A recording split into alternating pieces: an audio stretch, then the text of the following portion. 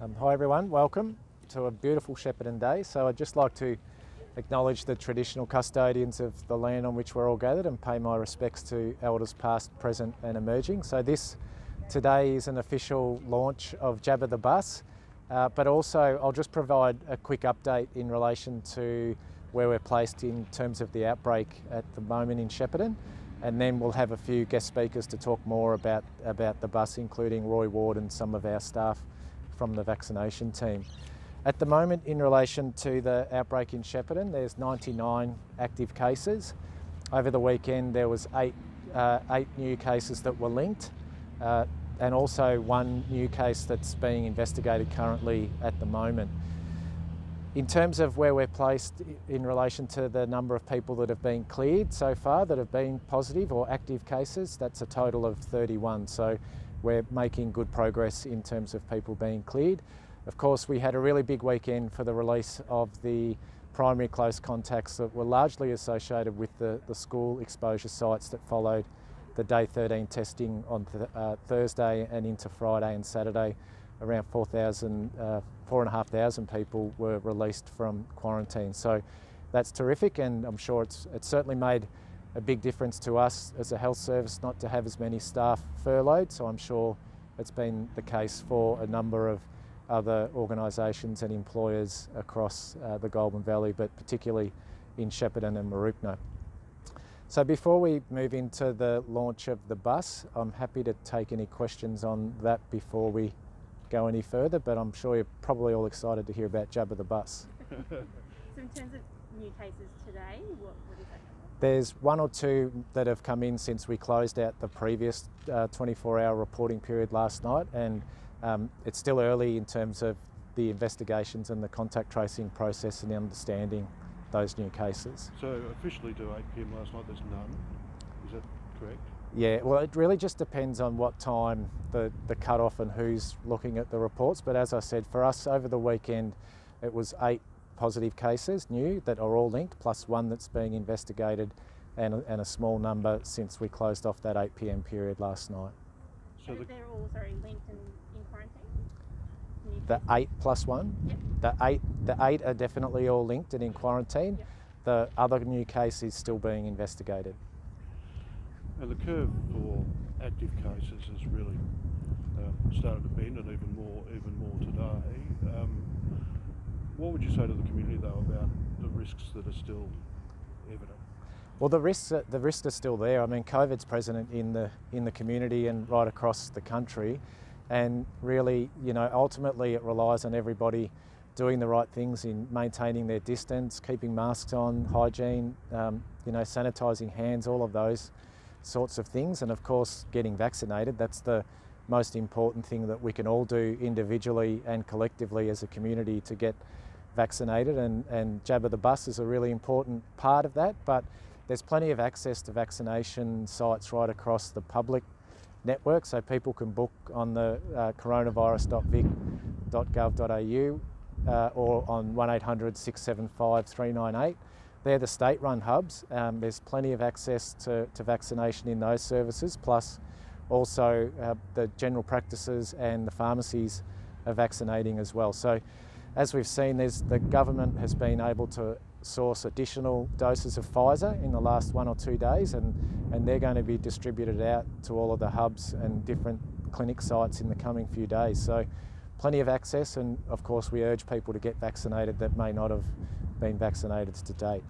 Have you had a surge in interest in vaccination from people who did that mandatory quarantine and weren't vaccinated? We don't have the detail in terms of that particular breakdown, but certainly here at the Macintosh Centre, our hub in Shepparton, our main hub, has been vaccinating in the order of about 1,000 people a week for the last 3 weeks. So that's really encouraging. We are opening late on Tuesdays and on Saturdays, and building some more plans to open additional evening sessions and Sunday sessions as well. So again, plenty of access. Please book an appointment if you haven't already been vaccinated. And how are you managing the VCE students? So there's an appointment system and communication and prioritised access for Year 12 students, and that's all been communicated primarily through the school networks, and the students are able to book those appointments in the coming. The appointments are available now, but certainly in terms of when they'll be vaccinated, that'll be in the coming couple of weeks. In terms of the cases we've seen, most of them have been in quarantine for at least the last week. Are you seeing that as the outbreak going in a good direction? It's certainly encouraging. I think from my point of view, to be under the 100 active cases is encouraging at the moment, and we'd really want that trend to continue. Probably, barring anything unforeseen or any new outbreaks or more people testing positive, there will likely be in the order of, throughout the course of this week, we might get down to 75 active cases, and then at the further 2 weeks about 60, and then beyond that, hopefully the trajectory back down into single figures in the 2 weeks following that period. But I guess from that perspective, it's very likely that we'll have active cases in relation to this outbreak for at least through to the end of September. So there's a lot of talk about 70% single dose and then ultimately 70% and 80% double jab. Yep. What's our trajectory for the health region based on the current numbers going through? When do we get to those targets? So in relation to the Shepparton LGA, there's around 45% of people who've had a single dose and around 25 or 26% that have had a double dose just in the Shepparton or Greater Shepparton local government area. That's not where we'd want it. I mean, it's well short of the 70 or 80% threshold that we're aiming to achieve. So again, plenty of access for people to book an appointment that haven't been vaccinated to date, and it's certainly what we're urging and encouraging people to do. And you've been doing 1,000 a week here at the Macintosh Centre. How many could you do? We should be able to scale that up in the order of around about probably 12 to 1,300, perhaps a bit more. We can double check those numbers and provide that as a follow-up for sure. Thank you. All right, Jabba.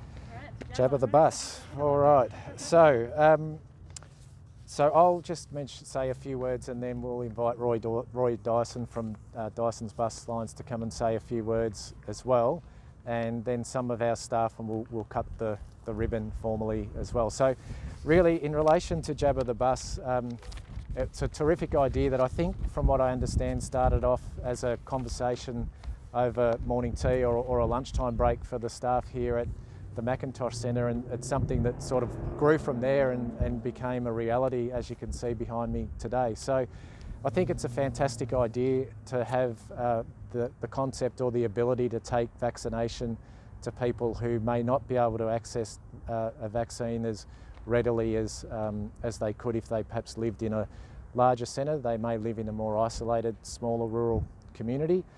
But also we know that some people who for example, who may not have access to transport, that even live in Shepparton, that might find it hard to be able to get to a site, we're also going to be able to reach out to them and take vaccination to those folks. So from that point of view, it's really exciting. I think that something innovative and different is definitely what we're trying to achieve, and as I mentioned before, we're certainly really keen to have as many people vaccinated as quickly as possible. So on that front, it's not something that we've done alone. As I mentioned, Dyson's bus group have been terrific. They got on board really quickly, and Roy was just telling me before, it's not been a big job necessarily to convert Jabba the Bus to what it is today, and we're really keen on extending that out into the community in the coming few weeks. I'd like to thank also Primary Care Connect, who are a community health and primary care provider here in Shepparton. They've been really good supporters of Jabba the Bus, as well as Gateway Health, who are a community health service, and of course the Australian Government and the Victorian Department of Health, who have really been fantastic in coming on board and supporting us in getting Jabba the Bus up and running. So I'll hand to Roy Ward, who'll say a few words on behalf of Dyson Group, and then some of our staff will speak as well in relation to providing a bit more detail around Jabba the Bus, and then we'll do the ribbon cutting. Okay, firstly, I'd just like to thank Golden Valley Health for coming to Dyson's with this great idea. It was something that's such a simple idea that made so much sense to us. As a family business, our whole business is around creating mobility for people out in the community, and this really does that and allows people that may not have access to transport or other means to be able to get vaccinated. Again, as a family business, we see the opportunity for all of our families to reconnect through vaccination. So we're really encouraging all of the community to go out and get vaccinated, and we really hope that this can assist that effort. I'd like to thank our local staff here in Shepparton for the work to put Jabba the Bus into life. It's been something that's been a passionate little project for us for a couple of months now, and yeah, we're really excited over the coming months to see it out in through the Golden Valley. And in terms of your staff, your drivers, I guess particularly, who are in contact with members of the public, vaccination will be a pretty important thing for them, I think. Yeah, it's probably two parts that we're really keen for our staff to be vaccinated. They are face to face with all with the general public. A lot of school kids are on our buses, and also it's probably not being too critical to say our demographic of our bus driving staff are in the more older ranges. So yeah, it's been something that we're very keen for everyone to be vaccinated. So I'd just again like to, in a moment I'll introduce Dr. Helen Roberts, who's normally our Clinical Director of Anaesthetics but has played a really key role in terms of heading up the medical oversight and lead for our vaccination program. I'll just take a moment to thank and acknowledge all of the staff who are working tirelessly across GV Health, of course, but in particular the vaccination team. They've set up what I think is a fantastic main hub site here at the Macintosh Centre, but also a number of different spoke sites right across the area that we're responsible through our local public health unit. So we're leading up vaccination in the towns of Kilmore, Seymour, across to Benalla, up to Mansfield, in Cobram and Kyabram as well. So the local public health unit certainly got a large footprint, so thanks to all of GV Health staff and staff from those health services as well. I'd also like to just take the opportunity to thank everybody from the Greater Shepparton City Council, from the perspective of certainly the executive team and the councillors, for their terrific support of working in partnership with us and many other providers, to not only in relation to the vaccination site here at Shepparton at the Macintosh Centre, but all of the facilities that council have made available to us since the pandemic began, not just in recent times. They've been right behind us, as indeed have other organisations, and it really is a team effort to get to this point. So Dr. Helen Roberts will come forward now and say a few words about the bus, and then Linda Wayman, who's our vaccination manager, will take you through and talk about the bus more specifically. And thanks also to Viv Jeffrey, who's done a mighty job behind the scenes as well. So over to you, Helen. Okay, so we're really happy to be able to launch our mobile vaccination hub onto the roads of the Golden Valley tomorrow. It exists to complement both what we're doing locally in Shepparton at the Macintosh Centre and also what we're doing across the whole of the LPHU. The numbers that we're putting through in the LPHU and the Macintosh Centre have gone up considerably over the last 2 weeks, and we'll pass 80,000 over the LPHU today and 50,000 just at this site in Shepparton today. We have replicated all of those efficient and COVID-safe processes that we have in place on the bus and look to scale them to be appropriate for that bus setting and appropriate for the groups that we're targeting with this vaccination rollout. So we have disability access, we have easy access to everybody that comes to us. We will be offering both Pfizer and AstraZeneca on the bus, depending on the cohort that is coming forward, and also in reaching into those places that find it difficult to travel or are challenged by travelling to a major hub centre. Do you have any specific questions for me regarding that? How many people will be on the bus vaccinating at once? How many nurses? So we'll be running 3 pods. So we have a 3-pod setup on the bus, which you will see when you go inside. So 3 people can be vaccinated at any one time. And then after they're vaccinated, they'll move to the back of the bus and sit there for their 15 minutes observation. And that can safely hold 6 people, again, in a COVID safe way. How big a difference do you think this will make in reaching those people who might want to be vaccinated but just can't get to a hub? I think for even that one person that can be vaccinated but that can't come to a hub, it makes a world of difference. So we hope to be vaccinating 100, 200 people a day through our bus, but even if it's only 10 people on one day, that's still the world to those 10 people. How will you be promoting the Jabbas in town that day? So we are working very closely with our community agencies so Gateway and Primary Care Connect, to target specific groups. And they are liaising with the people that live in those communities in order to provide access to vaccinations on the bus to them. As things move forward, we'll be doing local promotion in those postcodes that are struggling to get access to vaccinations.